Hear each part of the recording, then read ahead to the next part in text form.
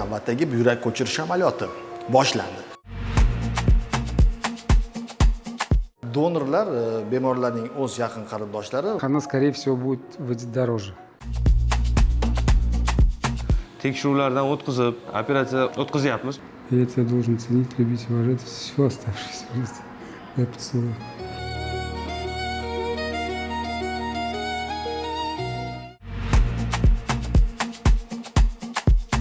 Мне все подружки скинули. Один и тот же ролик. Все.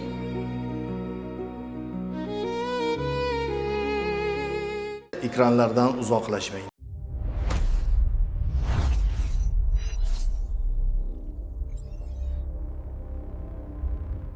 Respublika ixtisoslashtirilgan nefrologiya va buyrak transplantatsiyasi ilmiy-amaliy tibbiyot markazida navbatdagi buyrak ko'chirish amaliyoti boshlandi. Ushbu amaliyotning afzalligi, ya'ni donordan buyrakning olish jarayoni kam invaziv usulda amalga oshiriladi. Laparoskop uskunasi yordamida donordan buyrak ko'chirib olinib, buyrakka muhtoj bo'lgan bemorga qo'yiladi.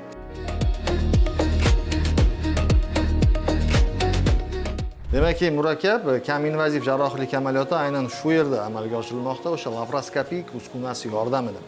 Hozir siz inson qadri loyihasi doirasida bemalol buyrak ko'chirish amaliyoti qanday amalga oshiriladi va uning o'sha o'ta murakkab jarayonlarini o'zingiz guvohi bo'lasiz va albatta shifokorlarga ham o'z savollaringizni berishingiz mumkin. Albatta markazning mutaxassislari qo'ldan kelgancha sizlardan kelgan savollarga o'z javoblarini berib kelishadi, bizdan uzoqlashmang.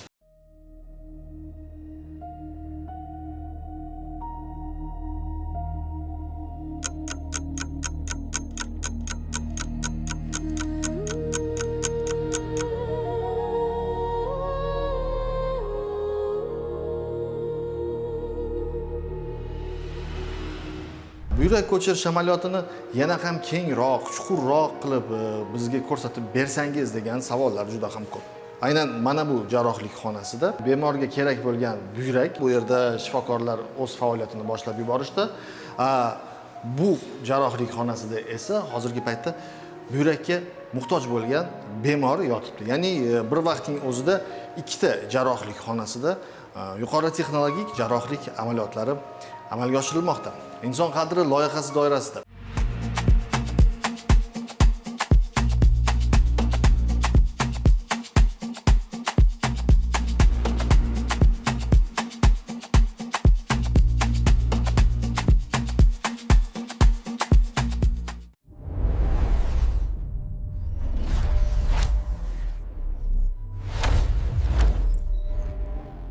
Bugungi bemorimiz 83-yil. Bemorlarni juftligi bu er-xotin. Ayollari bu yerda donorlik qilyaptilar. Xo'jayinlarida buyrak polikistozi diagnozi. Bemor oxirigacha davolanib, konservativ davo usullarini olib kelgan va oxiri shu konservativ davo usullari yordam bermaslikni boshlaganda, ya'ni bemorga o'zi rejali gemodializ seansiga o'tishi boshlaganda bemor bizga murojaat qildi.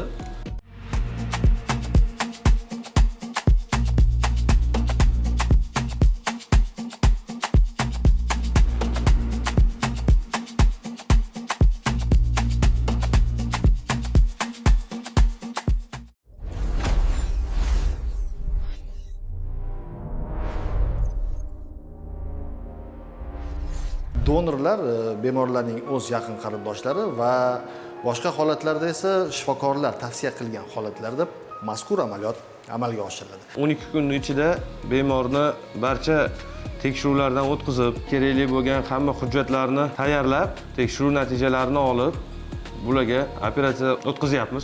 Siz mana shunday buyrak ko'chirish bo'yicha juda ham murakkab amaliyotlarni faqatgina inson qadri loyihasi doirasida kuzatib borishingiz mumkin. Demak, buyrak ko'chirish amaliyotini sidqi dildan kuzatishni istagan hamyurtlarimizga ekranlardan uzoqlashmang deymiz. Chunki eng qiziqarli va juda ham bir hayajonli lahzalar oldinda.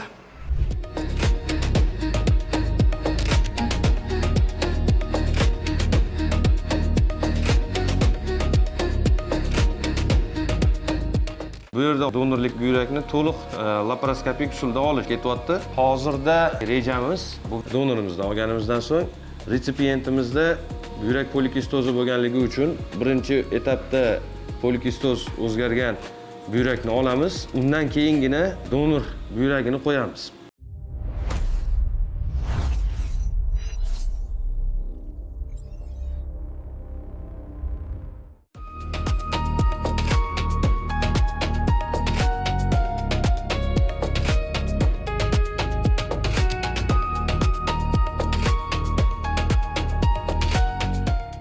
Polikistoz o'zi ikki xil turda bo'ladi. U genetik kasallik hisoblanadi. Nasl suradigan avtosom dominant va retsessiv turlari bo'ladi. Bitta turi tug'ma bo'ladi, ikkinchi turi 33 yoshdan o'tgandan keyin ko'payishni boshlaydi va bezovta qilishni boshlaydi. Undan oldinroq ham bo'lishi mumkin, lekin bezovta qilmaydi. Operatsiyani oldindan rejalashtirish maqsadida MSKT qilinadi, qorin bo'shlig'i va o'sha buyraklarga aksent berilib 30 sm deb bergan. Har bitta buyrak 30 sm bu kichkina o'lcham emas. Shuning natijasida qorin bo'shlig'idagi hamma organlar siqilishni boshlaydi, bemor nafas olishga qiynaladi. Bemorda bu holat tobora kuchayib boraveradi. O'shaning uchun transplantatsiya qilish bemor uchun kerakli bo'lgan bir amaliyotlardan bittasi.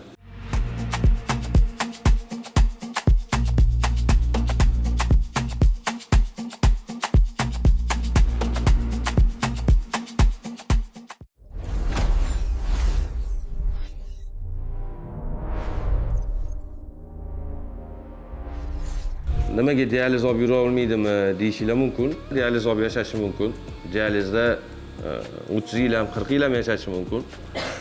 Lekin bu yerda muammo nimadaki, bu yerda o'sha polikistoz buyrak tobora kattalashganligi sari qorin kattalashib ketaveradi. Diafragma tepaga ko'tarilganligi tufayli bemorda nafas olish qiyinlashishi kuzatilaveradi. Shu sababdan bunaqa bemorlarga tezroq transplantatsiya amaliyotini o'tkazgan ma'qulroq. Hozir kuzatayotganingiz mana shu eng katta muskullardan bittasi, musculus psoas major deyiladi. Bu orientirovочный liniya hisoblanadi.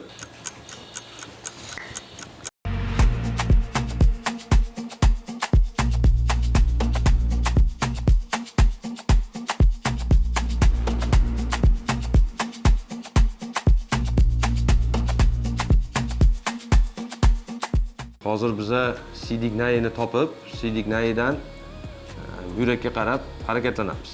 Mana ko'rib turganinglar sidignayi hisoblanadi. Qayerdan bilish mumkin desanglar, bunga ozgina tegsanglar, buni peristaltikasi bor mana, harakatlanadi. Sidignaychasini ochdik. Tak, endi sidignaycha bilan tepaga qarab bo'ylakka boramiz. To's tikishgan hozir, ya'ni qora taloq tomondagi burchagi.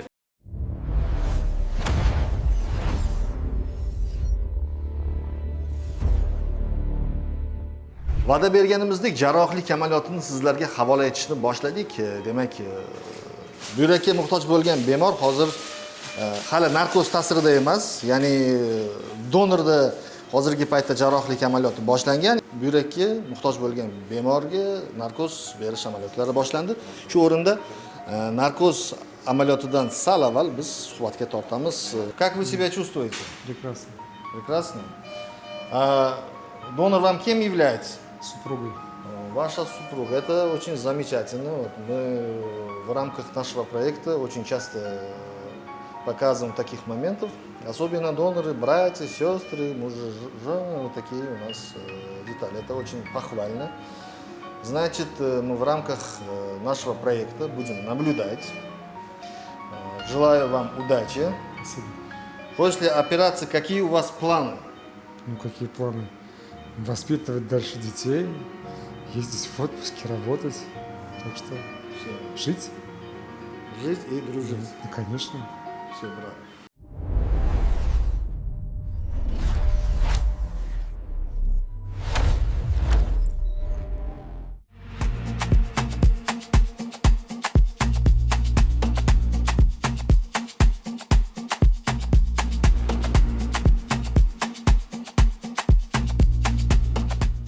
Hozir mana bo'ylakka keldik. Mana bu yerda ko'rayotganingizdek mana tegi bo'ylak. Parenkimatos organlaridan bittasi hisoblanadi qora taloq. Va qonasa, yirtilsa, qanaqadir bir shikastlansa, ko'p miqdorda qon ketaveradi. tez mana xuddi arteriyadan otgandek otmaydi, sekin, lekin ko'p ketadi. To'xtatish qiyin buni. Ba'zi bir paytlarda o'sha laparoskopik usulni to'xtatib traditsion usulga o'tishga to'g'ri kelib qoladi. Ba'zi bir paytlarda splenektomiya deyiladi, ya'ni o'sha qora taloqni olib tashlash protsedurasi ham o'tkaziladi to'xtamagandan keyin.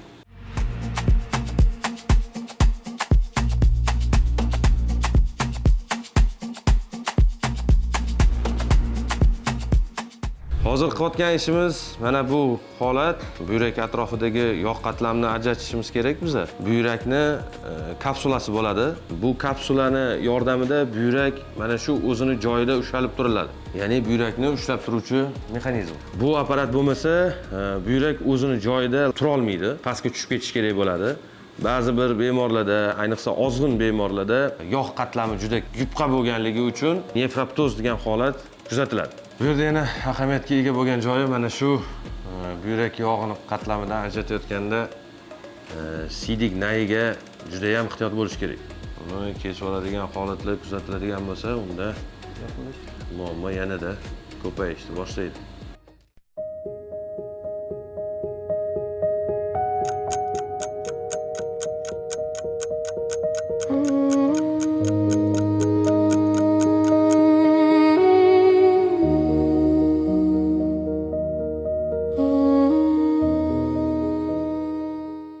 Я знаю о своей болезни поликистоз почек обоих, наверное, уже 25 лет, как диагностирован этот диагноз. Естественно, я вот так вот жил-жил. Конечно, показатели по работе почек постепенно ухудшались. И в итоге настал тот день, когда так случилось, что я сходил на каток, упал там, была гематурия, я пришел сюда, померили, креатинин зашкаливает, мочевина зашкаливает. То есть определили уже почечную недостаточность. И доктора рекомендовали. Я, конечно, сидел на программном диализе до подготовки к операции. То есть меня приводили в порядок. Были такие мысли, но за границей, если делать эту операцию, во-первых, она, скорее всего, будет выйти дороже. Это во-первых. Во-вторых, вы сразу после операции не можете уйти.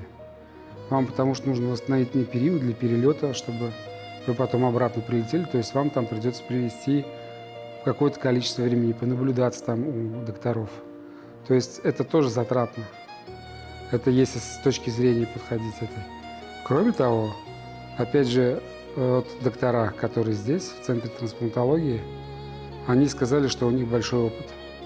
То есть с 17 или 16 года только уже здесь оперируют, да, то есть в Ташкенте проводятся эти операции. Да, в Узбекистане проводятся эти операции. То есть большой опыт, более 500 операций, поэтому меня, конечно, предупредили обо всех последствиях, которые могут быть, которые иногда случаются. Я тебе благодарен. Действительно, это очень большое дело, что человек взял и отдал свою почку. Не жалко для любимого мужа. Это очень больше ценить стал. Очень больше. Опять же, еще раз говорю, на работе тоже многие женщины удивились, что жена отдает почку. Так между собой разговаривали, тоже говорили, что ты герой мой. И я тебя должен ценить, любить, уважать всю оставшуюся жизнь. Я поцелую.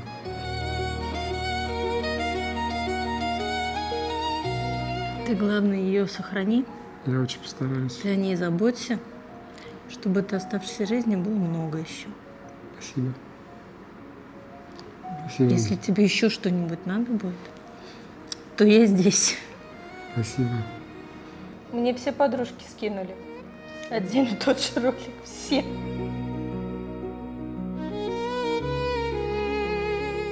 Но я брату этого вопроса не задавал, потому что супруга, как только узнала, она сразу прилетела, сразу сказала «на». И мать тоже. Но мать у меня старенькая, ей 76 лет. Поэтому там трансплантация не то что бесполезна, но она менее эффективна была бы. То есть там сами органы тоже уже старые. И плюс неизвестно, как отреагировал бы донор на такое Вот. Плюс ко всему, Наталья, она, я еще раз говорю, она сразу, еще до того, как я согласился на операцию, сказала, обязательно сделай операцию.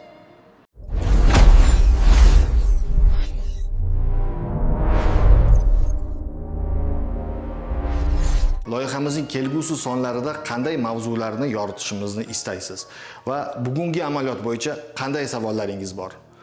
U holda hozirda ekranlarda ko'rib turgan bizning ijtimoiy tarmoqdagi manzillarimiz hamda maxsus telefon raqamlarimizga qo'ng'iroq qilishingiz mumkin.